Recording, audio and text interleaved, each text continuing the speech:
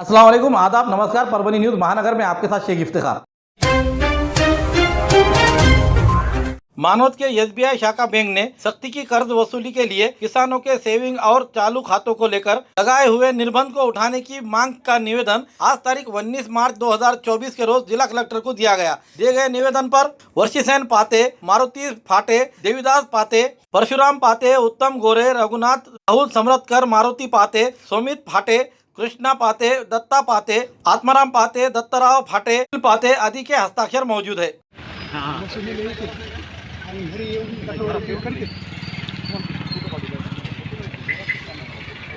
माझ्या वाजता पैसे भरणं होत नाही। दवाखान्याला पैसे लागते, मला रोज गोळ्या लागतात। बँकेने होल्ड मारला म्हणून मी परेशान आहे। बस कोथाळा गावचे नागरिक आहोत। इथे येण्याचं कारण असं आहे की SBI बँकेनं जी सक्ती चालवली कर्ज वसुली संदर्भात, शेतीच्या संदर्भात जे कर्ज पीक कर्ज त्याच्या संदर्भात त्यांनी सक्ती चालवली आणि शासनानं जे 10 नोव्हेंबरचा GR काढलेला आहे त्यानुसार आम्हाला कर्ज वसुलीला स्थगिती देण्याचे आदेश दिलेले शासनाने, पण ती बँक ते पाळत नाही। तर या संदर्भातच आज आम्ही कलेक्टर साहेबांची भेट घेतली, त्यांनी तात्काळ फोन पण केलेला, तशा सूचना पण दिलेल्या आहेत। आशा आहे की ते आमचा प्रश्न सॉल्व्ह होईल, पण जर नाहीच झाला भविष्यामध्ये आम्ही उपोषणाचा मार्ग किंवा उपोषणाच्या माध्यमातून आंदोलन करणार आहोत। ठीक, आम्ही कोथाळा गावचे नागरिक आहेत। आम्ही मानवत तालुक्यातून आलेलो आहेत। आमचा जे प्रश्न आहे की आमच्या शेतकऱ्याला, सर्व शेतकऱ्यांना SBI बँक जी आहे त्या बँकेने आम्हाला होल्ड मारलेला आहे। कशामुळं की आमचं जे कर्ज आहे, कर्ज आम्हाला 1 लाखापर्यंत कर्ज मिळतं आहे सर। त्या कर्जामध्येच आम्हाला त्यांनी सक्त वसुली करण्याचा आदेश दिलेले सर। म्हणजे ते कर्ज भरा किंवा आपलं व्याज भरा, नाही तर मग तुम्हाला होल्ड लावण्यात, आणि त्यांनी होल्ड लावलेत। परंतु आम्ही आज जे जिल्हाधिकाऱ्याकडे आलेलो आहेत त्यासाठीच आलो की आमचे होल्ड उठवण्यात येण्यात, आणि त्यांनी तसं ते आम्हाला आश्वासनसुद्धा दिले जिल्हाधिकाऱ्यांनी, की आमचा तात्काळ आमचा जो प्रश्न आहे तो लवकरात लवकर उठवण्यात यावा। नसता आम्ही पुढचा इशारा आमचा उपोषण करण्याचा राहील। आणि एवढीच विनंती करतो की साहेबांना तात्काळ आमचे होल्ड उठवण्यात यावं, कारण की शेतकरी आधीच दुष्काळामध्ये आहे आणि आमचं मंडळसुद्धा दुष्काळामध्ये बसलेलं आहे। त्या मंडळाला आम्हाला किती आम्ही इतक्या परिस्थितीमध्ये, बिकट परिस्थिती आलेली आहे शेतकऱ्यावर, आणि हे बँक अशी नोटीस पाठवत आहे, पुन्हा पोलीस पाठवत आहेत। असं का मग आमच्या शेतकऱ्याला का परेशान करण्यात येत आहे? आमचा हा प्रश्न आहे त्यांना की हा लवकरात लवकर आमचा हे होल्ड आमचा उठवण्यात यावा, हीच आमची एवढी विनंती साहेबांना। LCB शाखा के पथक ने आज तारीख 19 मार्च 2024 मंगलवार के रोज सुबह के दरमियान दैटना पुलिस थाने के हद में कार्रवाई करते हुए 4 व्हीलर गाड़ी को हिरासत में लिया है, जिसमें 5,29,000 रुपयों की कीमत का गुटखा प्राप्त हुआ है। ये कार्रवाई करते हुए कुल 10,29,200 रुपयों का मुद्देमाल जब्त किया गया है और 6 अपराधियों के खिलाफ दैटना पुलिस थाने में अपराध दाखिल किया गया है। परभनी जिले के SP रविंद्र सिंह परदेसी, एडिशनल SP यशवंत काळे, इनके मार्गदर्शन में LCB के PI Ashok Ghormand, API Raju Mrityupod, police अमलदार राहुल परसोड़े, परशुराम गायकवाड़, नील पत्रेवार, जादव, केंद्र, इमरान, इनके पथक ने कार्रवाई की। इन पुलिस के पथक को MS 04 DN 6197 इस गाड़ी में गुटखा आ रहा है, ऐसी जानकारी मिलने पर गुटखा दैटना पुलिस थाने के हाथ से परली की ओर पोखरनी रास्ते से होते हुए गुजर रहा है। इस गाड़ी को 2 जगह पर नाकाबंदी पुलिस ने करने के बावजूद उसे चुकाते हुए ये स्थानिक अपराध शाखा के पथक ने इसे जाल बिछाते हुए इस गाड़ी को हिरासत में लिया। इस मामले में नरू वाघ, अफरोज पठान, शेख रऊफ, ज्ञानेश्वर बारापुते, सैयद अब्बास, गाड़ी मालक, इनके ऊपर गुना दाखिल किया गया है। दैटना पुलिस इसकी जांच कर रही है। बड़े शहरों में जाने की जरूरत नहीं, पुरानी बीमारियों पे गारंटी के साथ इलाज, सभी प्रकार के मूल्यात की बीमारियों को जड़ से खत्म किया जाता है परभनी में। संपर्क डॉक्टर गोविंद कामटे, आयुर्वेदिक विद्या विशारद, बालाजी आयुर्वेदिक प्राकृतिक चिकित्सा केंद्र, शाखा नंबर 1, उघड़ा महादेव, इलाका महात्मा बसवेश्वर चौक, कारेगांव रोड, परभनी। सुबह 8 बजे से रात 10 बजे तक। संपर्क 9921691008। वसंतराव नाईक मराठवाड़ा कृषि विश्वविद्यालय के 25वें दीक्षांत समारोह का हर्षोल्लास के साथ संपन्न हुआ। दीक्षांत समारोह के कार्यक्रम के अध्यक्ष स्थान पर महाराष्ट्र राज्य के माननीय राज्यपाल रमेश बैस ये रहते हुए इस समय माननीय राज्यपाल इन्होंने विद्यापीठ के विविध विद्या शाखाओं के कुल 11,002 स्नातकों को विविध पदव्युत्तर पदवी और आचार्य पदवी अनुग्रहित की। अध्यक्षीय भाषण में राज्यपाल इन्होंने कहा कि विश्वविद्यालय में संशोधन के आधार पर ही मौसम के बदलाव के अनुरूप फसल को यहाँ पर विकसित किया जाए और उसी तरह कृषि विश्वविद्यालय के कृषि विकास में अपना योगदान दे, ऐसी उन्होंने इस वक्त राय दी। भारतीय कृषि शास्त्रज्ञ चयन मंडल के अध्यक्ष डॉक्टर संजय कुमार इन्होंने दीक्षांत अभिभाषण किया। स्वागत पर भाषण में कुलगुरु डॉक्टर इंद्रमणि इन्होंने विश्वविद्यालय को आह्वान करते हुए कहा कि विश्वविद्यालय में किसान केंद्रीय विस्तार कार्य, विद्यार्थी केंद्रीय शिक्षा, नवाचार और केंद्रीय संशोधन और कर्मचारी केंद्रित प्रशासन ये दृष्टिकोण रखते हुए कार्य करे। अधिपति के रूप में मैं आपको प्राचीन ऋषियों के शब्दों में यह उपदेश देता हूँ। इन शब्दों को याद रखें और उसके अनुसार कार्य करें। सच बोले, अपना कर्तव्य निभाए, नैतिकता के अनुरूप कार्य करें, विद्या से विमुख न हो, सत्य और कर्तव्य से विमुख न हो, अपने कल्याण के प्रति लापरवाही न बरते, अपनी मां को देवी के समान माने, अपने पिता का परमेश्वर के समान आदर करें, अपने शिक्षक को भगवान के समान सम्मान दें, अपने अतिथि को भगवान के समान आदर करें, अपने राष्ट्र को भगवान के रूप में पूजे। यही शिक्षा है, यही उपदेश है। आप सभी को इसका सम्मान करना चाहिए और इसका पालन करना चाहिए। है इस बात को उपरोक्त संदेश अपने दिल में अच्छी तरह समाहित करें और अच्छे व्यवहार और आचरण के साथ जीवन में प्रगति करें। मराठवाड़ा में कृषि शिक्षा की शुरुआत 1956 में कृषि महाविद्यालय की स्थापना के साथ शुरू हुई।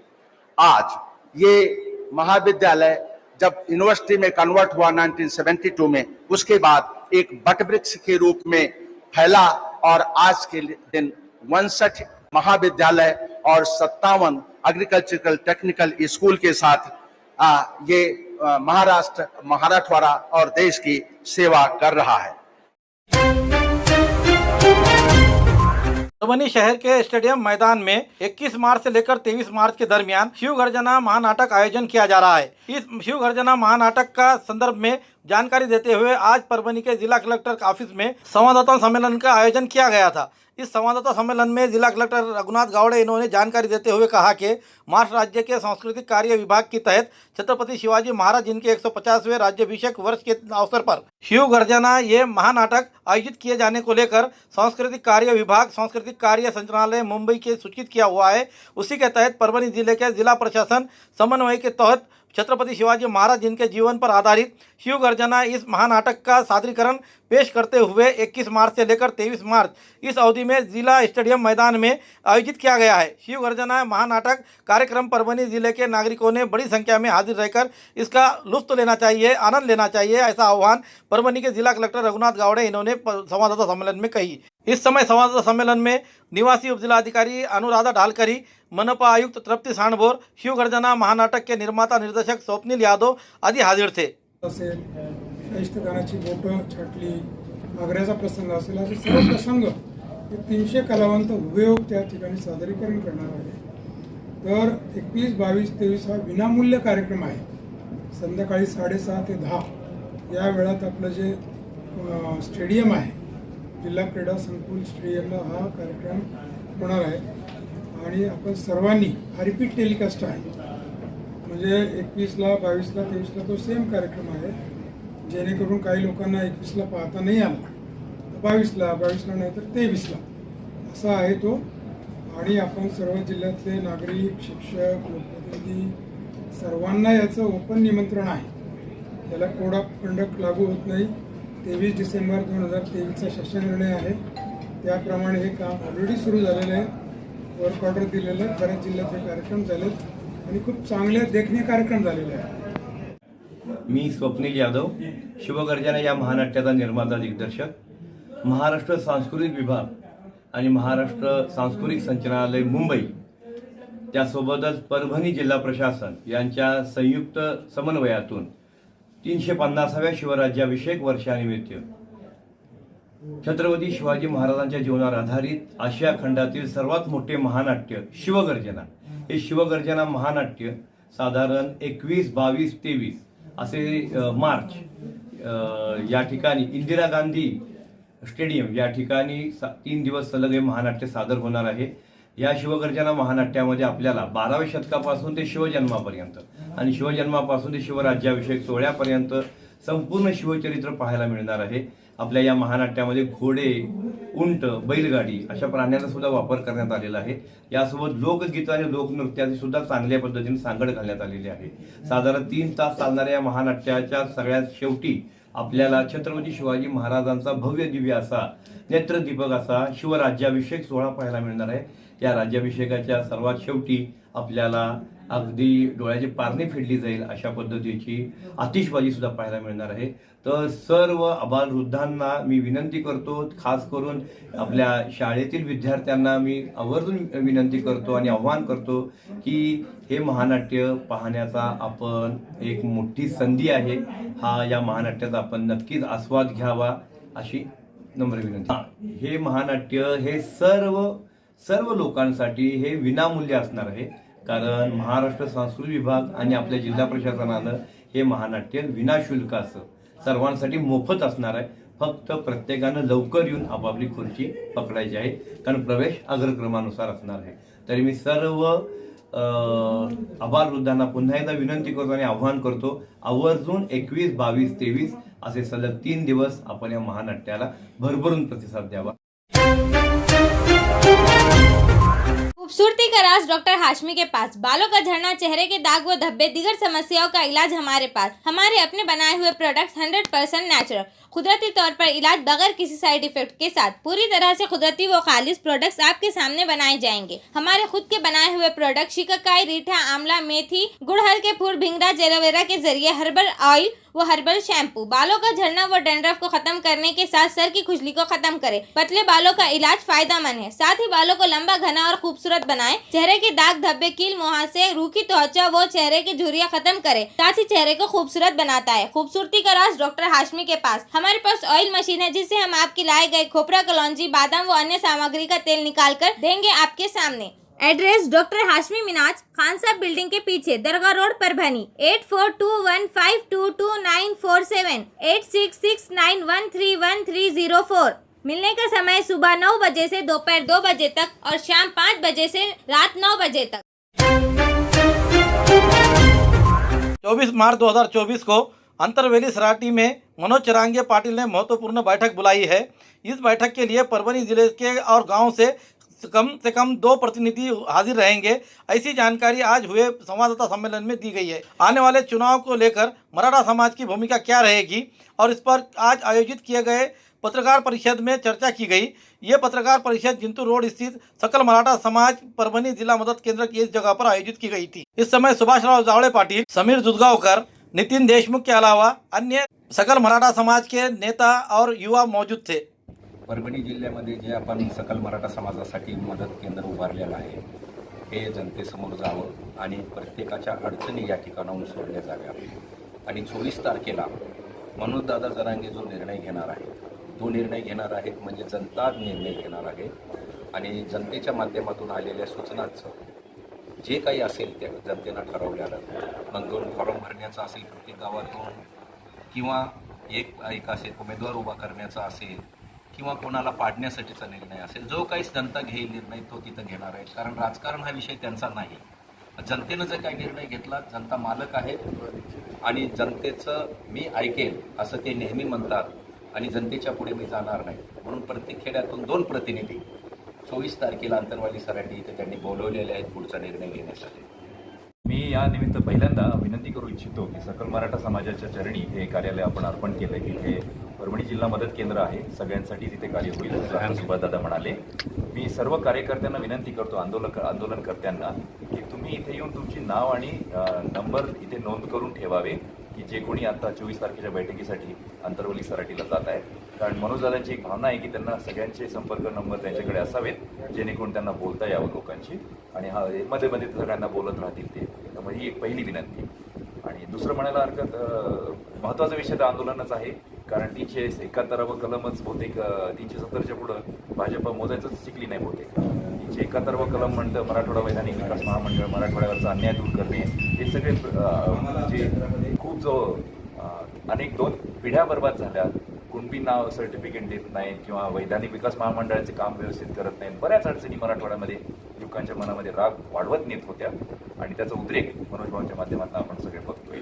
त्यामुळं खूप अवघड होणारी परिस्थिती. आताच घरबंदी जे पोस्टर्स परभणी जिल्ह्यामध्ये तर खूप ठिकाणी लागलेत, बऱ्याच ठिकाणी लोकांनी लावून टाकलेत.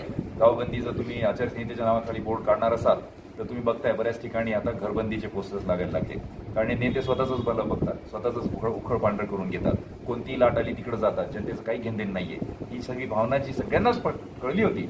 सगळे वेगवेगळे शपथविधी जे अनुभवले आपण महाराष्ट्राने मागच्या 2-3 वर्षांमध्ये, 4 वर्षांमध्ये, 5 वर्षांमध्ये, तर तो राग आता लोकसभेतनं नक्कीच जाणवेल असं जाणवत आहे. आणि एक उदाहरण विश्वासार्ह चेहरा म्हणून मनोज भाऊकडे सगळे बघतायत, ते पण जाणवत आहे. परभणी जिल्ह्यामध्ये जवळपास मराठा समाज हा आंदोलन सतत आणि नेहमी करत आहेत. मनोजदादा जरांगे पाटील ज्यावेळेसपासून त्यांनी मराठा आरक्षण मिळावे मराठा समाजासाठी 50% आतून, आणि कुणबी प्रमाणपत्र भेटावे सर्वांना, यासाठी त्यांनी जे आंदोलन चालू केले त्याला संपूर्ण अखंड महाराष्ट्रामधून खूप मोठ्या प्रमाणात पाठिंबा आहे.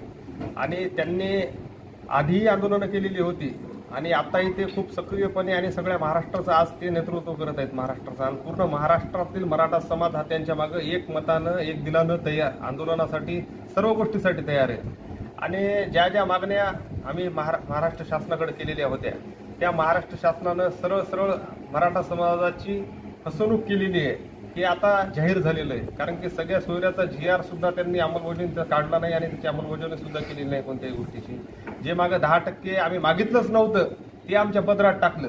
त्यामुळं आम्हाला ज्याची आवश्यकता नव्हती ती आमच्या पदरात टाकल्यामुळं आम्हाला ते त्याची शाश्वती आणि गॅरंटी की ते कोर्टात टिकणार नाही. कारण की पहिल्यांदा 10% जे दिलं होतं ते टिकलेलं नाही, आणि आत्ताचं जे दिलेलं आहे ते सुद्धा टिकणार नाही, हे सगळ्या मराठा समाजाची भावना झालेली तयार आहे. त्यामुळं आता मराठा समाज मनोजदादा जरांगे पाटील जी भूमिका घेतील त्या भूमिकेवर काम करण्यासाठी तयार झालेला आहे. प्रत्येक गावागावामध्ये ठिकठिकाणचे मराठा बांधव सतत आम्हाला संपर्क करत आहेत. प्रत्येकजण इथं कार्यालयावर येत आहेत, आणि आम्हाला नाही का पुढचा आदेश काय आहे, काय करायचं त्याबद्दल सतत विचारत आहेत. परंतु आम्ही सर्व मराठा बांधवांना, गावागावातील, तळ्यागळ्यातील, वस्त्यातील सर्व मराठा बांधवांना सांगितले की येणाऱ्या 24 तारखेला अंतरवाली सराटीमध्ये मनोज भाऊ जो निर्णय घेतील तोच निर्णय आपल्या अखंड महाराष्ट्रातील सर्व मराठा बांधवांनी त्या निर्णयाचं आपल्याला पालन करायचं, एवढं आम्ही सर्व मराठा बांधवांपर्यंत आतापर्यंत सांगितलेले. आणि जर आमच्या पोलीस प्रशासनाच्या वतीनं मराठा बांधवांवर जाणीवपूर्वकरित्या जर गुन्हे दाखल करत असतील तर ह्या गृहमंत्री देवेंद्र फडणवीसची खुर्ची खाली करायला सुद्धा मराठा समाज खाली पाहणार नाही. येणाऱ्या लोकसभा निवडणुकीमध्ये आणि विधानसभा निवडणुकीमध्ये सुद्धा त्याला त्याची जागा दाखवली जाईल, एवढं या निमित्तानं आम्ही सांगतो. हमारे न्यूज़ आपको किस तरह पसंद आ रहे हैं, इसके लिए लाइक करें, शेयर करें, कमेंट्स करें, सब्सक्राइब करना ना भूलें. हाँ, हमने आपको जिस तरह से हमारे व्यूअर्स को और हमारे देखने वालों को हम जो बात बता रहे हैं कि भाई आप हमें लाइक और आपके कमेंट्स भेजना ज़रूरी है, ताकि हम बेहतर से बेहतर आपको जो है तो हमारे न्यूज़ आपके सामने प्रकाशित कर सकें. Subscribe now and press the bell icon. Never miss an update.